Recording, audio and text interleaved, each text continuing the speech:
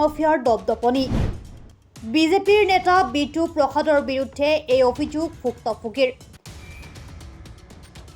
ফুমিৰ গৰাকী বন্ধন গোৱালাক প্ৰাণে মৰাৰ চেষ্টাৰ অভিযোগ বিটু প্ৰসাদৰ বিৰুদ্ধে মই বন্ধন গোৱালা মই ওদালগুৰি ডিষ্ট্ৰিক্ট বাসিন্দা 2 নম্বৰ গুৰিয়াঝাৰ তাৰপিছত ইয়াতে হ'ল মাটি মালিক মই তাৰপিছত ইয়াতে আজি হৈ গ'ল কেইদিনমান এটো উৎপাত কৰি আছে আজি বুধবাৰ দিনা ভাঙিলে বেৰা তাৰপিছত নেক্সট বাৰত আহি দাও কাটা বিহি কৰি মাৰিছে মাৰাৰ পিছত মোৰ অলপ কাৰণে লাগা নাই লাগা এনেকুৱা এইটো হৰিন্ধৰ মাৰিছে বিটু প্ৰসাদ আছিলে আৰু হয় কিমান বিঘা মাটি আছে ইয়াতে 11.5 বিঘা মাটি আছে এইখিনি আপোনাৰ হয় এটা মাটিটো কোনে ল'ব খুজিছে আপোনাৰ এতিয়া বিটু প্ৰসাদ উল্লেখ্য যে প্ৰায় 1985 চনতে ওদালগুৰি জিলাৰ 2 নং গৰুৱাজেৰৰ নিবাসী লক্ষীৰাম গোৱালাই নিজৰ নামত থকা 11 বিঘা ভূমি ফুটিয়াচাঙৰ শ্ৰীৰাম সিঙক খালাচৰ বাবদ চুক্তিবদ্ধ কৰিছিল ইতিমধ্যে সেই চুক্তিৰ ম্যাদ উকলিছে কিন্তু তাৰ পিছতো শ্ৰীৰাম সিঙৰ ভতিজা বিজেপিৰ আশীৰ্বাদ পুষ্ট সাংসদ দিলীপ শইকীয়াৰ ঘনিষ্ঠ বিটু প্ৰধানে ভূমিখিনি ক্ৰয় কৰা হৈছিল বুলি লক্ষীৰাম গোৱালাৰ পুত্ৰ বন্ধন গোৱালাৰ পৰা ভূমিখিনি কাঢ়ি লোৱাৰ অপচেষ্টা কৰে কিন্তু ভূমিৰ গৰাকী লক্ষীৰাম গোৱালাৰ পুত্ৰ বন্ধন গোৱালাৰ হাতত থকা চুক্তিবদ্ধৰ নথিপত্ৰ থকাৰ বাবে বিটু প্ৰসাদে পোনপটীয়াভাৱে মাটিখিনি কাঢ়ি ল'ব নোৱাৰাত পৰিয়ালটোক হাৰাশাস্তি কৰি প্ৰাণে মৰাৰ ভাবুকি দি মাটিখিনি জব্দ কৰাৰ ষড়যন্ত্ৰ কৰাৰ অভিযোগ কৰে ভুক্তভোগী পৰিয়ালটোৱে বন্ধন গোৱালাৰ বাইদেউ আৰু যেনিবা আমি প্ৰথমতে তো কাগজ চাগজ বিচাৰিলো যে যদি তুমি লৈ যাইছা মাটিটো তো আমাক কাগজ দিয়ক ই ক'লে কিমান কাগজ লাগিব কাগজ লাগিলে মই মুখত পেলাই দিম মই ক'লো মোৰ মুখত পেলাব নালাগে মোৰ ঘৰত আহি পেলাই দিব আমি বিচাৰ মাতিলো বিচাৰত নাহে তোৰ তেওঁ আমি এনেকে চালো ক'লে কি দেশত আছে মোৰ কাগজ পত্ৰ মই আনিম আমি ক'লো ঠিকে আছে কাগজ যদি আছে দেশত আনি ফেৰ দিলে হ'ল আমি গাঁওবুঢ়াক জাননী দিলো গাঁওবুঢ়া আমাক বিচাৰ কৰি দিয়া নাই গাঁওবুঢ়া কিয় বিচাৰ কৰি দিয়া নাই আমি আপত্তি কৰা নাই আৰু তাকে ক'লো যে ফোন নম্বৰ দি আহিলো আমি যে আমাক এটা বিচাৰ লাগে আমাৰ এটা নিজৰ মাটি আৰু সি কয় কি নাই মোৰ মাটি মই কিনিছো এতিয়া যোনে লৈছিলে আমাৰ পৰা বন্ধকী মাটি আৰু খালাচী মাটি এজন চলি পৰি নাছিলে মানে আৰু এটা হয় না নহয় বিটু পাই নাজানো মানে তাতো চলি পৰি নাছিলে বিটু ক'ৰ হয় বিটু এতিয়া সি কয় কি মোৰ বৰ দেউতা হয় বুলি কয় বিটু কোন জাগাৰ মানুহ বিটু হ'ল ভুটিয়াচাং আমাৰ বাগানৰ তাৰ সম্পূৰ্ণ নামটো তাৰ নাই এতিয়া বিটু প্ৰসাদে সি কয় কি মোৰ বৰ দেউতা হয় বুলি কয় আৰু কিনা বুলি কয় আৰু সি জোৰ জস্তি মাধ্যম দি ফালে এতিয়া বিজেপিত আছে না সি পাৱাৰ দেখাইছে আৰু বিজেপিৰ এদিন ৰাতি আহিছিল তো বাইক লৈ ফালে দুজন মানুহ আহিছিলে তাৰ বৰ্ডাকাটো আহিছিলে তাৰপিছত আৰু বেৰা চেৰা গোটা ভাঙিলে আমি খেদিছো খেদি আৰু গেলো আমি এনেকে কাৰাকাৰী হল পলাই গেল ইফালে পলাই তেতিয়া দেখা পাইছো বিটু প্ৰসাদে আছিল আৰু জিতেন্দ্ৰ প্ৰসাদ আৰু হৰিন্দৰ মাহাতো এই দুজনে মানে এটেক কৰিছে ভাইটিক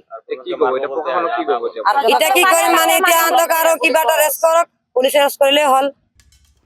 নিশা হলে ঘৰত শিল দলিয়াই বেৰত দাৰে খপিয়াই আনকি শিৱৰাত্ৰিৰ নিশা লগত গুণ্ডা বাহিনীলৈ বন্ধন গোৱালাক দাৰে প্ৰাণে মৰাৰ চেষ্টা চলোৱাৰ অভিযোগ ভুক্তভোগীৰ সেই ষড়যন্ত্ৰৰ কথা খবৰ পাই আজি ঘটনাস্থলীত যুৱ কংগ্ৰেছৰ সজাতি দলে উপস্থিত হৈ দৰিদ্ৰ পৰিয়ালটোৰ কাষত থিয় দিয়ে লগতে বিজেপি নেতাৰ গুণ্ডাৰাজ মাফিয়াৰ দপদপনি বন্ধ কৰাৰ বাবে চৰকাৰলৈ সকিয়নি দিয়ে নমস্কাৰ মই শ্ৰী ৰোহিত পাৰিগা ওদালগুৰি জিলা যুৱ কংগ্ৰেছৰ জিলা সভাপতি আজি এই 2 নং গুৰিয়াঝাৰত আমি উপস্থিত হয় কিছুদিনৰ আমি কিছু তদন্ত কৰি এইখিনি মাটিৰ এটা আমি গোলমাল দেখা পাইছো আৰু এই গোলমালত জড়িত হৈ আছে আমাৰ বিজেপিৰ বিটু প্ৰসাদ নামৰ এজন ব্যক্তিয়ে যি ভূ মাফিয়া বুলিয়ে ক'ব পাৰি আমি কিছুদিনৰ আগৰ পৰা এইখন মাটি খালাচী নামৰে তেওঁৰ খুৰাক বা বৰবাক কোনবা আছিলে নাজানো মই ৰাম সিং বুলি তেখেতৰ নাম আছিলে আৰু এই মাটিটো আমাৰ বন্ধন গোৱালাৰ পিতৃৰ পৰা খালাচীৰ নামত 1500 টকাত 2 বিঘা মাটি লৈছিলে এইটো তামোল বাগান আছিলে এইটো চলি আছিলে তেওঁৰ দেউতা এখন কাগজেৰে স্পষ্টকৈ লিখিছে যেতিয়া এই মাটিটো মোৰ প্ৰয়োজনীয় হ'ব মই বিক্ৰী কৰিবৰ কাৰণে যদি মই খুজো মই বিক্ৰী কৰিব পাৰিম বুলি তেখেতে লিখিত আকাৰে লিখি থৈছে এই মাটিক আজি আমাৰ এই যি ভূ মাফিয়া বুলি কৈ আছো বিটু প্ৰসাদ তেওঁৰ লগত হৰেন্দ্ৰ মাহাতো, জিতেন্দ্ৰ প্ৰসাদ, এই তিনিটা ব্যক্তিয়ে কিছুদিন আগৰ পৰা ইয়াতে একদম মানে লুণ্ঠন ৰাজৰ দৰে ইয়াত বেৰা চেৰা কাটি ঘৰৰ ওপৰত উৎপাত চলাই কিছুদিনৰ আগতে শিৱৰাত্ৰিৰ সময়ত বেৰা চেৰা কাটিলে। দ্বিতীয় 2-3 দিনৰ পিছত কি হ'ল আপোনাৰ এই ঘৰখনত এই মাটিৰ মালিক সহ 4-5জন ল'ৰা ইয়াত ৰাতি শুবলৈ আহে। যেতিয়া তেওঁতে গাড়ী বাহনে লৈ আহি ইয়াত এই ঘৰৰ ওপৰত আক্ৰমণ চলাইছে, দা কাটি লৈ আহি